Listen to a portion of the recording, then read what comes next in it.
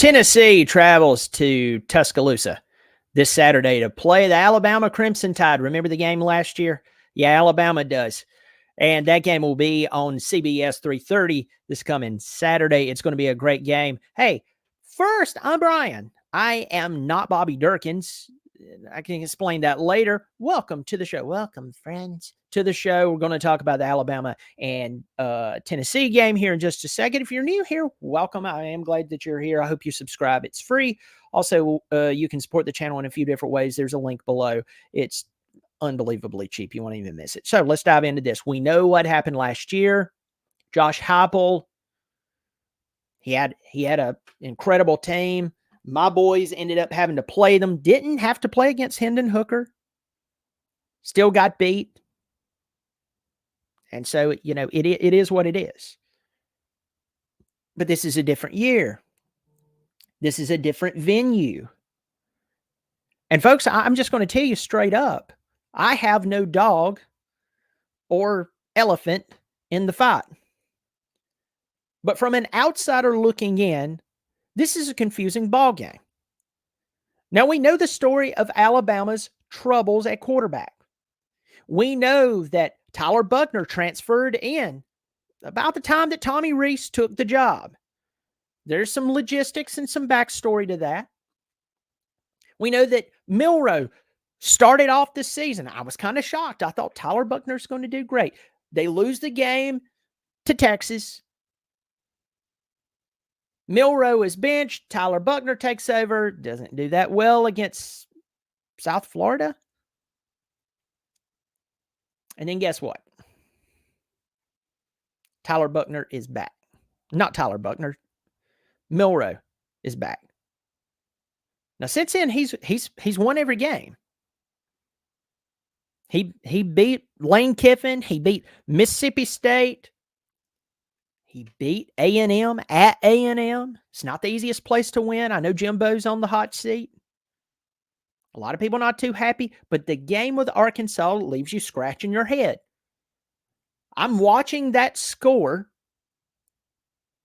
and that lead just kind of dwindle away. I'm like, what is happening? What is happening? I'm watching the world of football. This doesn't make sense. They still win. You're 6-1. You're number 11 in the country. Tennessee, on the other hand, they lose one ball game. Who is it to? The very, very pedestrian Florida Gators.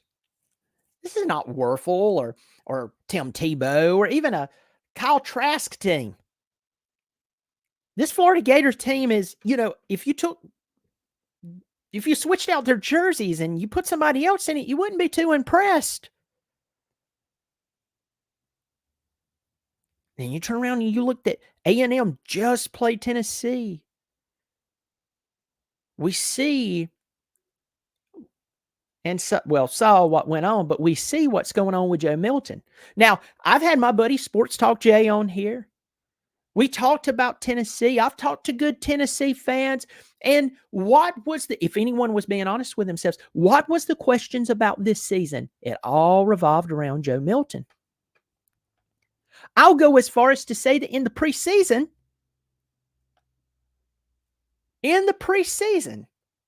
I said there was two teams who the success of their team would lay squarely on the shoulders of their quarterback. And you go, well, of course, quarterback play has to be really good. Yes, I agree with that. But I'm talking about no matter how good the defense plays, no matter how good the run game is, no matter how good the wide receivers are, it would come down to, could the quarterback get the ball to them? I said Joe Milton. I said Spencer Rattler of the South Carolina Gamecocks. Now, things with Spencer Rattler went a little different. Everything else has been falling apart around him. Joe Milton, on the other hand, a guy with freak athletic abilities. We've heard this. I've heard about it. Everybody's heard about it. Here's the thing. This is not a personal attack against the young man. I'm just telling you. I was watching the game against Texas A&M.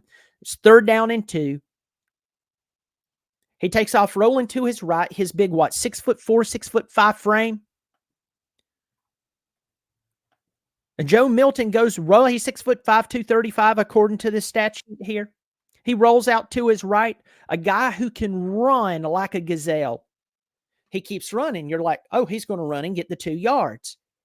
But he's running at an angle that says he's not going to do it. His body is over 2 yards long, so he could fall forward and get the 2 yards. He keeps running. Oh, no. Is he going to try to make a pass?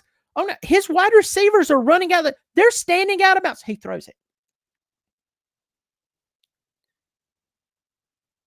Then I go, Alabama and Tennessee fans, I go and I look at total yards. I looked at Tennessee has 443 total yards per game.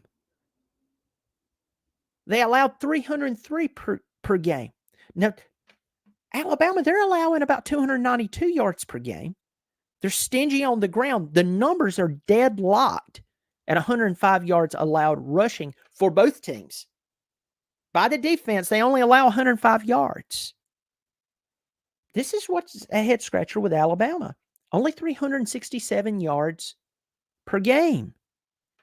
219 in the air, 148 on the ground.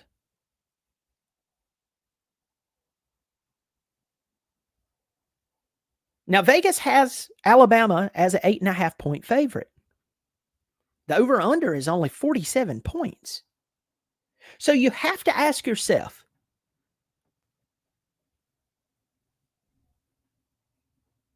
why is this game not bigger? Yes, you've both lost one game apiece. On paper, it's Tennessee and Alabama, but why is this game not bigger? You know why. It's quarterback play. Jalen Milroe gets the pass from me because he's a sophomore. Jalen Milroe is an athletic, has a big upside, 6'2", 220 pounds. So it's not like he's a stick running around out there.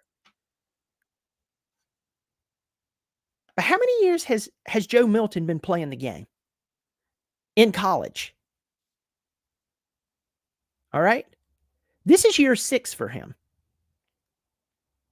This is year 6 for him in college. Jalen Milroe, year 2. So if Jalen Milroe rolls out to the right, and he can't make up his mind whether he's going to run the ball or throw it, even though he should have that coaching at that point, and some reaction to where even in high school he would go, I probably need to pull it and run it. Even if he made a poor decision, you go, oh man, he's a sophomore. Joe Milton, on the other hand, second team, 6th year.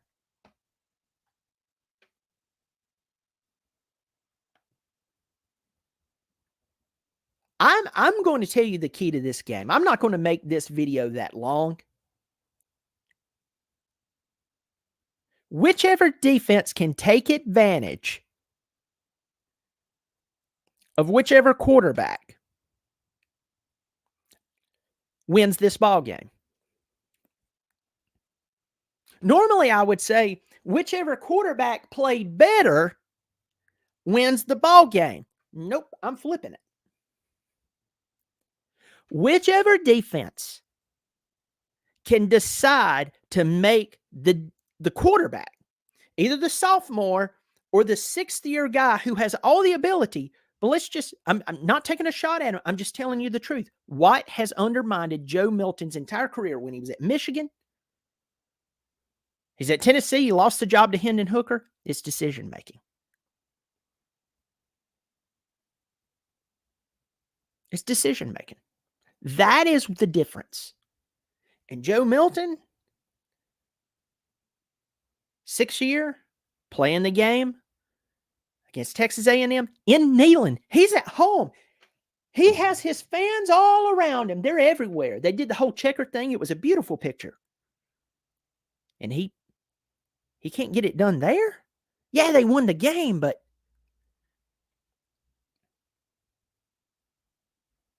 whichever defense takes advantage of the poor decisions by either quarterback wins this ball game.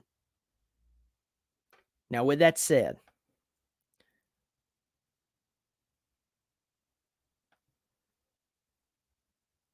I'm going to tell you about my sponsors, then I'm going to give you my prediction. First of all, 4puttcarts.com. There's a link below this video. And you should reach out to them. They're a beverage and snack cart service for golf courses as well as special events. So if you have a golf course, even if you have cart service, you have a big tournament coming up. I used to work at a clubhouse. You're going to get overwhelmed. Get them out there. You want good things said about your golf course, not bad things. Duh. If you don't have cart service, you definitely need to get them out there. Get some good buzz, good things being said about you, mouth to mouth. Get them out there, or if it's a special event, get them as well. Let them know you heard about them on the Not Bobby Durkin show. Also, this is the mini version of this. This is a one and only prototype my buddy made at the Sawmill Shop. The link is below. I'm going to give away, he and I are going to give away 3 or 4 of these. I'm trying to figure out what criteria I'm going to do or judge how I'm going to give these away, but I'm going to give them away. So reach out to them, let them know that you heard about them from me. Here's the prediction.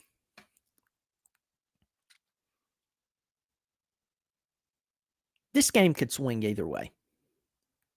It really could. If one team won over the other, I would not be shocked. Based on the lack of quarterback excellence. Once again, Milroe gets a pass. You don't want him losing ball games. I know you're Alabama. Trust me, we have our own problems at Clemson. Quarterback is not one of them. Anytime he messes up is because he was ill-prepared by his coaching staff. But you don't want to lose a game. I don't want to lose a game. But if you look and you see there's a second-year player who makes that mistake, you go, he's a sophomore. Transparently, I'm just going to tell you this.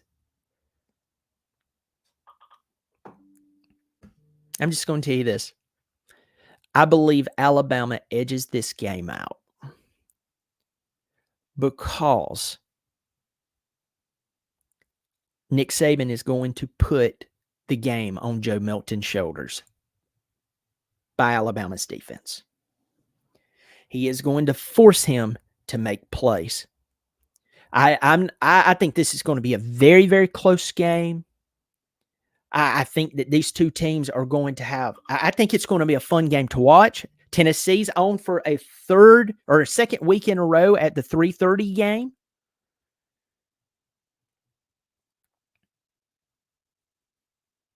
Both of these teams, when they play decent defenses, they have a problem scoring. A&M, they might have lost, but they kept Tennessee to 20 points. They kept Alabama to 26 points. Okay?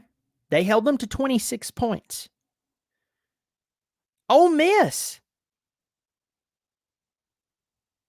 who gave up a ton of points to LSU, held Alabama to 24.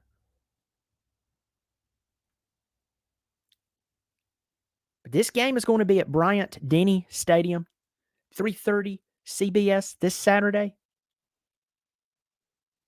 And after looking at the scores, I think the Tide wins this game to the tune of 24-21. I take the under, but I would not be shocked if Tennessee somehow wiggled this game out. This is not a done deal for either one of these teams. I believe Alabama has a whole lot more to play for than Tennessee. And you say, how can you say that, Brian? How can you say that? Because I still believe that the media, if Alabama could win out, the media will fare on the side of Alabama. They'll do it. Even if Alabama lost 2 games, they're not going to the playoff. But they will be given special treatment versus Tennessee. They will be. Tennessee, after watching the quarterback play of someone who's been in college for 6 years, and those decisions are still being made as though he's a first or second year player, I think that's going to continue to bite you. It's going to bite you in this game, probably going to bite you a few more times this season. Tennessee has a fantastic future. They have Nico sitting on the bench. They might want to start working him in, not take over, Work him in. Get him a little experience. Don't let him get knocked around, but get him some experience.